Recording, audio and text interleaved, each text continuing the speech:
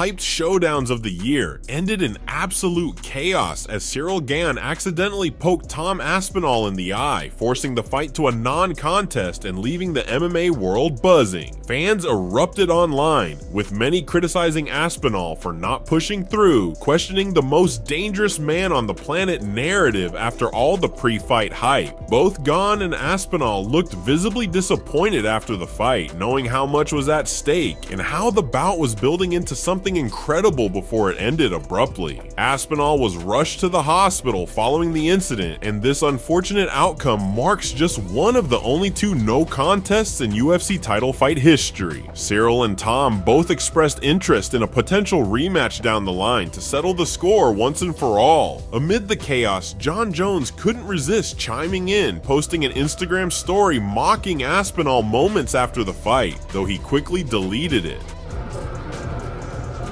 Grown man out here chasing his dreams.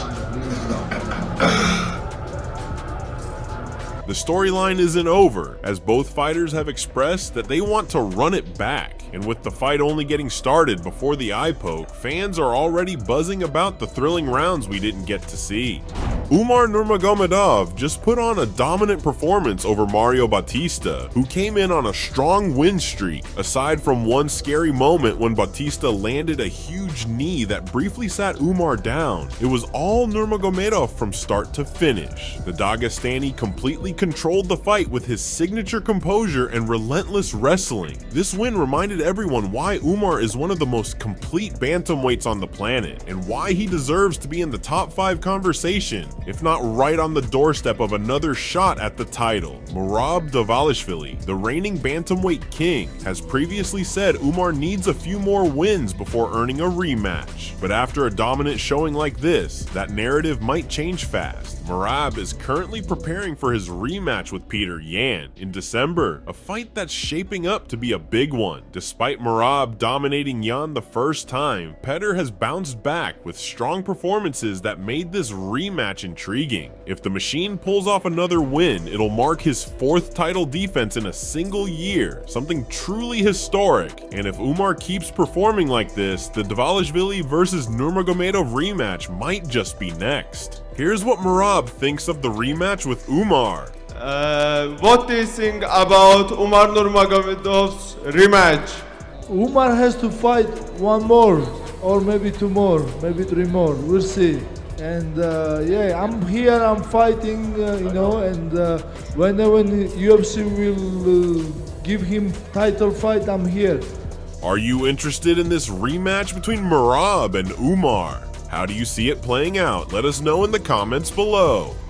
Carlos Prada has opened up about his upcoming fight with Leon Edwards and also shared his thoughts on the big clash between Jack Della Maddalena and Islam Makhachev. First off, Carlos isn't buying the narrative that Leon is past his prime or finished. He says the lion is always a lion, and he's taking Edwards extremely seriously. Every move, every strike, every moment matters in this one. When it comes to Islam versus Jack, Carlos gave his take too, saying Jack Della is a very skilled fighter, and he believes he can beat Islam, predicting a decision victory for the Aussie champ at UFC 322. The co-main event between Prates and Edwards is massive for both guys. For Leon, it's do or die. A loss here puts him on a 3-fight skid and makes people start questioning his place in the top 10. For Carlos, a win would catapult him straight into title contention, especially after coming off that huge KO over Jeff Neal. Stylistically, both fighters are strikers, which doesn't necessarily mean this will be an entertaining fight to watch. Some MMA pundits believe their striking might cancel each other out and turn into an underwhelming chess match. What are your thoughts on the fight, MMA fans? Leave your comments below. There is a thought out there that Leon is past his prime, that he isn't as good as he once was. Do you agree with that sentiment or no? I don't think so. I don't think. He's not old guy. He trained a lot. He's a former champ, Lion is always a lion, bro. I don't think on this way like he's not on his prime. No, I expect him fight against the better Leon. The best Leon, the best version of Leon. I expected to fight. That's why I train too much. I work a lot, you know. I think the favorite is Islam, but Jackie show like he grew up a lot as a fighter.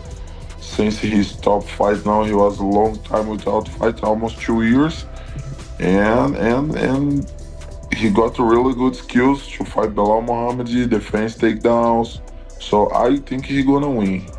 Jack Della Maddalena just surprised a lot of people with some unexpected fire. The usually soft-spoken, no-nonsense Aussie made headlines after a recent live MMA appearance where he boldly claimed he's going to dominate Islam Makhachev. Jack dismissed Islam as too small and said he plans to do what Volk did to him in their first fight, but even worse, a fight where Islam struggled with pressure and pace. And coming from someone who rarely talks trash, this kind of confidence is grabbing everyone's attention. By the way, here's a footage of JDM putting a jiu-jitsu world champion Craig Jones to sleep.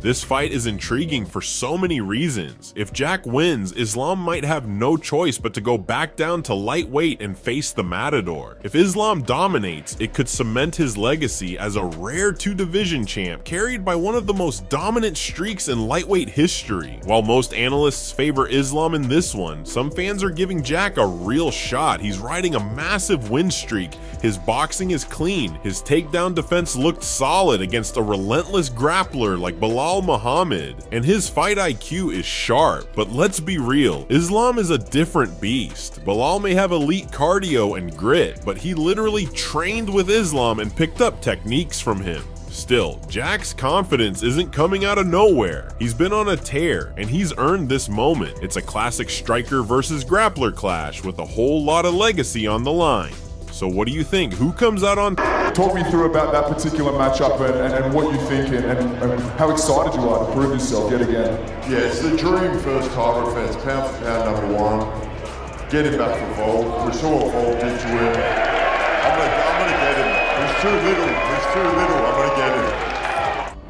Alex Pereira didn't hold back after the chaotic ending to UFC 321, where the main event between Tom Aspinall and Cyril Gane ended in a no contest after Aspinall got poked in the eye, leaving fans at Etihad Arena in Abu Dhabi frustrated and booing. The undisputed heavyweight title fight fizzled out in a way no one wanted, and Pereira had some fun with it, posting a video on social media with a smirk and the caption, "Let's make the heavyweight division great again." Alex reminded everyone he's watching the division and is ready to shake things up, though he recently said he isn't interested in the heavyweight title fight and wants John Jones only. Some fans are already calling for him to take on Ulberg in his first title defense after reclaiming the belt, seeing a matchup with the hard-hitting striker as the perfect way to bring real fireworks back to a division that desperately needs them. But it's obvious that Pereira is aiming for the heavyweight